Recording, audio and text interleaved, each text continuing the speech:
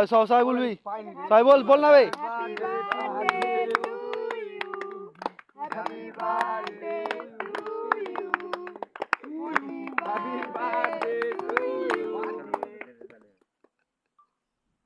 সব বড় বড় গুরুজনদেরকে আগে খাও।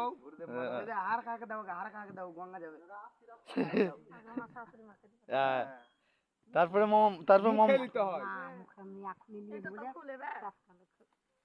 তারপরে মামা তারপরে মামা বাদি দাও।